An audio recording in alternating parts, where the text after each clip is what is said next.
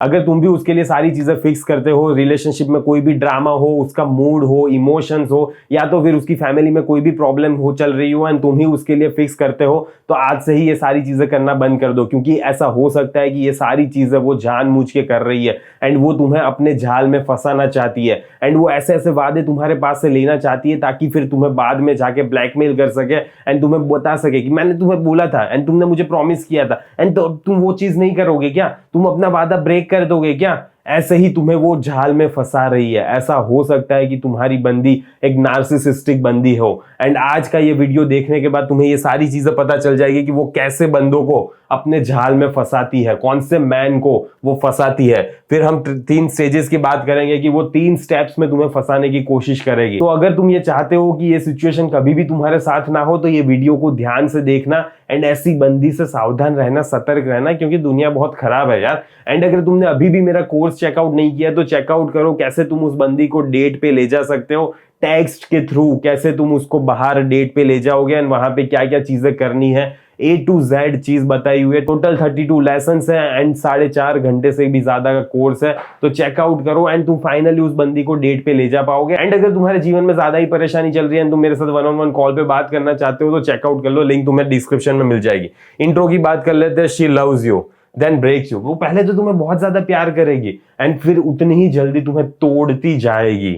So the covert female narcissist, उसी के बारे में आज हम चर्चा करेंगे। Manipulation disguised as love. And ये इतना ज्यादा प्यार में घिरा हुआ होगा ना कि तुम्हें ऊपर से तो बहुत ही ज्यादा मीठा मीठा लगेगा, लेकिन अंदर से इतना ज्यादा कड़वा हो जा रहा है, तुम्हारी जिंदगी इतनी ज्यादा खराब होती जा रही है एंड ये तुम्हारे अलावा और कोई फील नहीं कर पा रहा। एंड यही सारी चीजें ऐसे ही वो तुम्हें मैनिपुलेट करके फंसाना चाहती है। तो बेटर है कि ध्यान रखो यार, क्योंकि ऐसी लड़कियां आजकल ज्यादा ही हो गए हैं। So who she targets? Fill type man. अब फिल टाइप मैन की आखिरकार डेफिनेशन क्या है? पी से आता है प्रोटेक्टर। अब देखो, तुम जब भी लड़की के प्रोटेक्टर बनने की कोशिश कर रहे हो ना कि हाँ तुम्हारे जीवन में कोई भी प्रॉब्लम आए तो मैं हूं यहाँ पे, तुम्हारा भाई अगर मना कर रहा है कोई चीज करने के लिए तो मैं हूं, तुम्हारे फादर अगर मुझसे शादी करने के लिए मना कर रहे हैं तो मैं उससे लड़ूंगा, जो भी हो, पर तुम एक प्रोटेक्टर वाली चीज कर रहे हो। सो फिर हेल्पर वाली वाइब आ जाती है। तुम्हें अगर कोई भी परेशानी हो तो मेरे पास आना, पैसे चाहिए तो ठीक है मैं दे दूंगा, कोई इशू नहीं है, क्योंकि तुम मेरी बंदी है, ऑब्वियसली मैं तुझे पैसे दूंगा। तुझे अगर कोई भी दिक्कत आ रही है तो रात को 2 बजे कॉल कर लेना, मैं बात करेंगे क्या हुआ, क्या दिक्कत में आ गई है, ऐसे करके तुम हेल्पर हो। या तो फिर इंटीग्रिटी, तुमने जो भी एक बार वादा कर दिया वो तुम निभाते हो, ऐसे इंटीग्रिटी वाले पर्सन हो तुम। एंड फाइनली लविंग, बहुत ज्यादा प्यार करते हो उसको, केयर करते हो उसकी, ये सारी चीजें करते हो एंड ये सारी चीजें एक मैन में होनी चाहिए। पर जब ये सारी चीजें ऐसी लड़की के हाथ में चली जाती है जो उसका गलत फायदा उठाए तो ऐसी ही बंदी होती है नार्सिसिस्टिक बंदी। एंड अगर ये सारी चीजें, तुम एक प्रॉपर मैन हो एंड ये सारी चीजें करते हो, ठीक है, एंड ये किसी और गलत हाथ में पड़ गया तो तुम्हारी लाइफ है ना लिविंग हेल हो जाती है। So why you fall? You are hero instinct, तुम्हारे पास भी हीरो इंस्टिंक्ट है, right? I will fix her, उसके जीवन में जो भी समस्या है, सारी दुविधाओं को मैं सॉल्व करूंगा। मैं हूं यार, मैं हूं उसका हीरो, मैं सॉल्व नहीं करूंगा तो और कौन करेगा? यही मेंटालिटी रहती है हमारी। मैं प्रोटेक्ट करूंगा, आई विल प्रोटेक्ट हर। कुछ भी हो जाए उसे, कोई भी लड़का उसको ऐसा छेड़ रहा है, उससे बदतमीजी कर रहा है या कुछ भी हो रहा है उसकी लाइफ में, मैं उसको बचाऊंगा सारी चीजों से। I will be different and मैं ऐसा बंदा होऊंगा कि जो बाकी लड़कों जैसा नहीं होगा, जो टॉक्सिक नहीं होगा, जो उसका अच्छे से ध्यान रखेगा, अच्छे से प्यार करेगा। तो ये सारी चीजें करूंगा मैं, क्यों? क्योंकि मैं डिफरेंट हूं, ऐसा ही हम सोचते हैं। एंड ये she uses that instinct against you and यही सारी चीजों को वो तुम्हारे अगेंस्ट में खेलती रहती है एंड इसीलिए फिर तुम्हारी हालत खराब हो जाती है। सो द ट्रैप फेजेस पे आ जाते हैं। स्टेज 1 द लर, वो कैसे तुम्हें अपनी ओर खींचेगी। फास्ट इमोशनल बॉन्डिंग, इतनी जल्दी फास्ट इमोशनल बॉन्डिंग हो जाएगी तुम सोच भी नहीं पाओगे यार कि अभी 2 दिन पहले ही मैं इससे मिला था एंड आज 2 हफ्ते बाद मुझे इतनी ज्यादा चीजें इसके बारे में पता है कि अब मैं सोच भी नहीं सकता कि इसको मैं कभी नहीं जानता था। इतनी ज्यादा फास्ट इमोशनल बॉन्डिंग होगी तुम्हारी। डीप सीक्रेट्स टू सून, अभी 1-2 हफ्ते हुए नहीं है वो सारी चीजें अपने बारे में सारी चीजें बता रही है तुम्हें। मेरे पापा मेरे साथ ऐसा हरकतें करते हैं, वो मुझे अच्छे से ट्रीट नहीं करते, मेरी मदर मुझे ऐसा ऐसा बोलती है, मेरा भाई, कुछ भी हो सकता है, कोई भी उसका डीपेस्ट सीक्रेट हो सकता है। वो सारी चीजें तुम्हें पहले ही 1-2 हफ्ते में ही बता रही है। So intense attention, sex bombing, ये भी चीजें होगी। तुम्हें बहुत ज्यादा अटेंशन दिया जाएगा, वो उसको इंटीमेसी को हथियार की तरह तुम्हारे खिलाफ यूज करेगी। You are the only one who gets me. And ये स्टेटमेंट तुम्हें बार बार मिलता रहेगा। अभी 2 हफ्ते ही हुए एंड तुम्हें ऐसा बोला जा रहा है कि तुम ही ऐसे बंदे हो जो मुझे समझ पा रहा है, बाकी और कोई मुझे समझ नहीं पाता। मेरे पेरेंट्स, मेरे फैमिली, मेरे फ्रेंड्स, कोई मुझे समझ नहीं पाता, पर तुम ही इतने अच्छे बंदे हो कि तुम ही मुझे समझ पाते हो। ये याद रखना कि ये स्टार्टिंग के 1-2 हफ्ते में ही ये सिचुएशन क्रिएट हो जा रही है। एंड तुम्हें लगेगा तो अच्छा, तुम्हें आएगा तो मजा, पर ये रियली में एक झाल भी हो सकता है। ऐसा भी हो सकता है कि वो कुछ छुपाना चाहती है एंड वो तुम्हें फिर किसी और तरीके से तुम्हारा यूज करना चाहती है। स्टेज 2 पे आ जाता है द रियल। वो आखिरकार फिर बाद में क्या करेगी, push pull drama. Push pull drama चलता रहेगा उसका, ठीक है, तुम्हें बहुत ज्यादा प्यार करेगी एंड फिर वो प्यार को खींच भी लेगी। So you hurt me, you promise, and तुमसे वो वादा करवाएगा कि तुमने ये चीज की ना तो मुझे बहुत दर्द पहुंचा यार, तो तुम वादा करो कि तुम मुझसे मेरे साथ ये चीज कभी भी नहीं करोगे। एंड तुम भी क्या करोगे, हाँ ठीक है मैं वादा करता हूं यार, अगर तुम्हें इससे चोट पहुंची है, इससे तुम्हें दर्द फील हुआ है, तो तुम बार बार ऐसे प्रोमिस करते जाओगे। Repeat promises is equals to emotional trap. And अब क्या होगा ना कि जैसे ये सारे प्रोमिसेस तुम रिपीट करते जाते हो, तो वो तुम्हें बार बार याद भी दिलाएगी कि तुम जब भी नहीं करोगे या तो फिर कुछ भी अलग करने की, अपनी मर्जी से कुछ करना चाहोगे, तो वो तुम्हें वही याद दिलाएगी, अरे तुमने तो मुझे वादा किया था ना तुम ये चीज कभी नहीं करोगे, एंड अभी वापस तुम मुझे हर्ट कर रहे हो, वापस तुम मुझे दर्द पहुंचा रहे हो। कैसे बंदे हो यार, ऐसा क्यों कर रहे हो तुम? तो यही है इमोशनल ट्रैप, जिससे तुम्हारी लाइफ है ना ऐसा ही लगेगा कि तुम गिल्टी फील करोगे। रोज तुम्हें ऐसा फील होगा कि यार मैं कितना खराब पर्सन हूं। Promises is equals to control point. ये बार बार वो जो तुम्हें प्रोमिसेस करवाती है ना, इसीलिए करवा रही है क्योंकि वो तुम्हें कंट्रोल कर सके। वो बेसिकली तुम्हें कंट्रोल करना चाहती है ताकि वो तुम उसके चंगुल में फंसे ही रहो। तो ये याद रखना कि बार बार प्रोमिसेस, गलत प्रोमिसेस मत करते रहो बंदी को। स्टेज 3 पे आ जाता है द एंकर। कैसे शिप का वो एंकर होता है, पता है ना, जब पानी में डाल देते हैं फिर वो बंदा या शिप हिल ना सके, एंड वैसे ही वो एंकर कैसे यूज करती है ताकि तुम हिल ना सको। रिपीटेड रीअश्योरेंसेस, जैसे बार बार वो तुम्हारे पास से रीअश्योरेंसेस मांग रही है कि तुम मुझे पसंद कर रहे हो ना, तुम रियली में मुझे धोखा नहीं दोगे ना, तुम रियली में मुझे छोड़ के चले नहीं जाओगे ना। ये बार बार तुमसे रिपीटेड रीअश्योरेंसेस मांग रही है। हॉट कोल्ड बिहेवियर, कभी तो बहुत अच्छी हो जाएगी एंड कभी इतनी खराब कि तुम देखे भी नहीं होगे कि इतनी खराब भी हो सकती है क्या ये बंदी।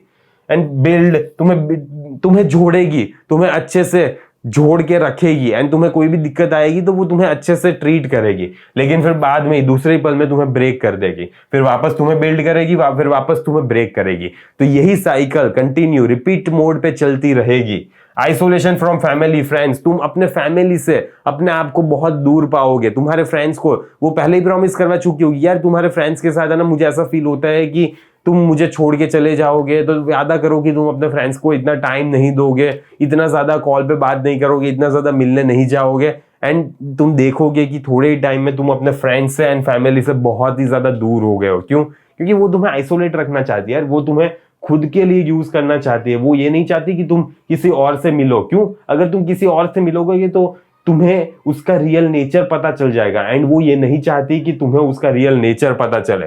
दो डैमेज क्या हो रहा है, वाई यू कांट लिव, आखिरकार तुम उसको छोड़ के जा क्यों नहीं पा रहे? क्योंकि इंटीग्रिटी, तुमने उसको वादा कर दिया एंड तुम भी एक इंटीग्रिटी वाले पर्सन हो कि जिसने कुछ वादा कर दिया, जिसने बोल दिया कि हाँ मैं ये चीज ऐसे करूंगा, तो वो ऐसे ही करेगा। एंड फिर तुम्हें क्या फील होता है, गिल्टी, कि यार अगर मैंने नहीं किया तो मैंने इससे वादा किया था, प्रॉमिस किया था, अब मैं इसको बार बार तोड़ता रहूं या एक बार भी तोड़ूंगा तो कैसे मैं अपनी नजरों में नजरें मिला पाऊंगा, कैसे मैं अपने आप को देख पाऊंगा। ये सारी चीजें तुम फील करने लगते हो, एक गिल्ट ट्रैप में घुस जाते हो तुम। लव, फियर ऑफ लूजिंग, तुम्हें लगता तो है कि लव है तुम्हें, एंड इसीलिए तुम वो लव को खोना भी नहीं चाहते। तुम्हें ये भी डर लग रहा है कि यार भले अच्छी चीजें भी तो करती है ये मेरे लिए प्यार भी तो है इसको, एंड इसीलिए तुम उसको कहीं ना कहीं खोने से भी डर रहे हो। एंड तुम्हारा हीरो इंस्टिंक्ट तो है ही, आई विल फिक्स हर, कि मैं उसको फिक्स करके रहूंगा, उसके जीवन में जो भी समस्या है वो सारी चीजों को मैं हल करके रहूंगा। एंड ये है ना, देखो उसकी प्रॉब्लम्स की सॉल्व करना उसकी जिम्मेदारी है। सारी चीज अगर तुम ही सॉल्व करते रहे ना तो वो कभी भी मैच्योर बन ही नहीं पाएगी, तो वो कभी भी अपने प्रॉब्लम्स की जिम्मेदारी ले ही नहीं पाएगी। तो बेटर है कि सारे प्रॉब्लम्स को तुम अपने आप से सॉल्व करना बंद करो एंड उसको भी सॉल्व करने दो। सो व्हाट्स एक्चुअली हैपनिंग, आखिरकार चल क्या रही है? Intermittent rewards. अब देखो मेन दिक्कत क्या आती है ना कि वो तुम्हें कभी कभी रिवॉर्ड्स देती है एंड इसीलिए तुम्हें फील होता है कि हाँ ये मुझे पसंद कर रही है, एंड थोड़े टाइम बाद ही वो तुम्हें कुछ भी रिवॉर्ड नहीं देगी, उल्टा तुम्हें चिल्लाएगी तुम पे गुस्सा करेगी, या तो फिर नाराज हो जाएगी, ये सारी चीजें करेगी। 1 good moment forget 10 bad ones. And तुम क्या करोगे ना कि एक गुड मोमेंट हुआ है, एक अच्छा पल बीता है, तो तुम 10 खराब पल को भी भूलने के लिए तैयार हो जाओगे। एंड यही सबसे बड़ी गलती तुम करते हो।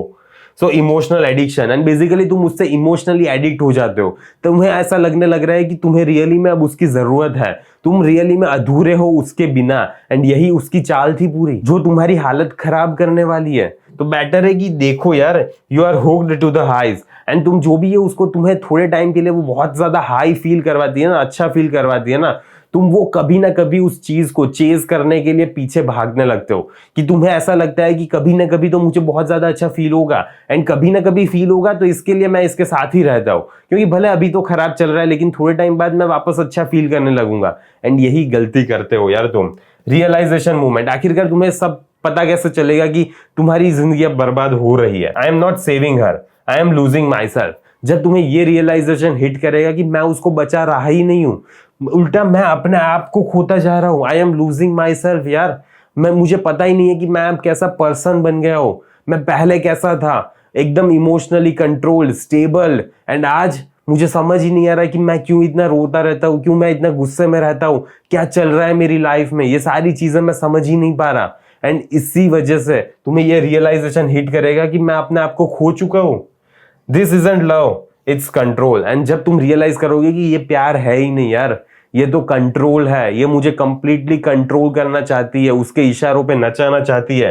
Piece gone, proof of abuse. जब तुम्हें यार पीस चला जाएगा ना, होगा ही नहीं तुम्हारे पास पीस, शांति नाम की कोई भी चीज तुम्हारे पास बचने ही नहीं वाली, तब तुम्हें पता चलेगा कि हाँ, ये तो मेरा शोषण हो रहा था, मेरा एब्यूज हो रहा था, एंड अभी तक मेरा शोषण ही हुआ है। जितना भी टाइम मैं इसके साथ रिलेशनशिप में था, मुझे अच्छा तो फील हुआ था, पर शोषण मेरा ज्यादा हुआ है। ये तुम्हें रियलाइजेशन तब हिट करेगा। सो द एग्जिट स्ट्रेटेजी क्या है आखिर? 5 रूल्स टू प्रोटेक्ट योरसेल्फ। इन 5 रूल्स पे ध्यान से, गौर से ध्यान देना। Slow down intimacy. सबसे पहले तो है इंटीमेसी पे इतना ज्यादा फोकस करने की जरूरत नहीं है, वो फिर चाहे इमोशनल इंटीमेसी हो, सेक्सुअल इंटीमेसी हो, टाइम लो, ठीक है, थोड़ा टाइम लो, पहले बंदी को जानो, समझो, एंड फिर सोचना कि हाँ कुछ करना है नहीं करना। Keep friends and family close. अपने फ्रेंड्स एंड फैमिली को नजदीक रखो। ऐसा नहीं करना है कि उसको कंप्लीटली बाहर भेज दिया, एंड जैसा लड़की बोल रही है वैसा ही तुम अपनी लाइफ में करते जा रहे हो। लड़की की पैटर्न्स देखो कि क्या वो तुम्हें रियली में अपने पेरेंट्स से, अपने फैमिली से दूर करना चाहती है, उसका मेन मोटिव क्या है। Don't promise in emotion, and emotions को, ये जो भी तुम इमोशंस में प्रॉमिस करते जा रहे हो ना उसको, ये चीज तो सबसे पहले बंद कर दो। तुम लॉजिकली सोचो कि क्या मैं जो भी कर रहा हूं वो सही कर रहा हूं, ये जो भी इसने प्रॉमिस मांगा है वो देने लायक है या नहीं है, ये फिर बाद में इसका गलत इस्तेमाल तो नहीं करेगी ना। एंड ये सारी चीजें तुम्हें समझनी पड़ेगी, एंड तब जाके तुम प्रॉमिस कर सकते हो। Watch patterns not movements. जो भी तुम्हें उस पल में फील हो रहा है ना, उस चीज को मत देखो, तुम उसकी पैटर्न्स को देखो एंड पैटर्न्स को समझो। अगर तुम उसकी पैटर्न्स को नहीं समझ पाए तो दिक्कत ही दिक्कत होने वाली है। Boundaries not equals to weakness, and ये चीज याद रखना कि तुम जब भी बाउंड्रीज लांद रहे हो तो वो तुम्हारी वीकनेस नहीं है, वो दिखा रही है कि हाँ बाउंड्रीज, हेल्दी रिलेशनशिप में बाउंड्रीज होना जरूरी है। अगर तुम बाउंड्रीज रखोगे नहीं तो ऐसे पर्सन तुम्हारा इस्तेमाल करते जाएंगे, एंड फिर इस्तेमाल ही होते रहो पूरी जिंदगी तुम।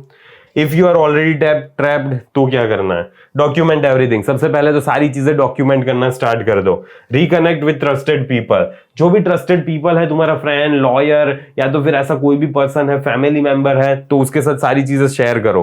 प्लान योर एग्जिट, एंड एक अच्छे लॉयर से मिलके एग्जिट प्लान करो अपना, अगर तुम्हारी शादी हो गई है तो, वरना तो फिर लॉयर की जरूरत नहीं है। Seek professional help. अगर तुम्हें लग रहा है कि मुझे किसी प्रोफेशनल हेल्प की जरूरत है तो लो, जल्दी से जल्दी लो। And don't do it alone, and ये अकेले करने की कोई भी जरूरत नहीं है। तुम्हारे अच्छे फ्रेंड्स एंड तुम्हारे अच्छे फैमिली मेंबर्स जो मैच्योर लेवल पे समझ पा रहे सारी चीजें, उनको अपने साथ में रखो। इस टाइम पे तुम बहुत ज्यादा अकेला फील करोगे अगर तुम फंस गए हो तो बेटर है कि कोई समझदार इंसान तुम्हारे साथ हो। Hard truth, love isn't loyalty to pain. तुम्हें यह समझना पड़ेगा कि लव है ना, ऐसा नहीं है कि तुमने लॉयल बन गए उसके लिए पर तुम्हारे जीवन में दर्द ही दर्द आ रहे हैं। ऐसा नहीं होता प्यार में, ठीक है, कि तुम्हारे जीवन में सिर्फ दर्द ही है, कांटे ही है। वो फूल तो आ गया एंड उसके साथ कांटों भरी जिंदगी है तुम्हारी। ऐसा नहीं होना चाहिए। If she breaks you to keep you, it's not love. ये चीज याद रखना कि अगर वो बार बार तुम्हें तोड़े ही जा रही है जस्ट बिकॉज वो तुम्हें अपने पास रख सके, तो वो प्यार नहीं है। उसे कहते हैं हम शोषण, ठीक है।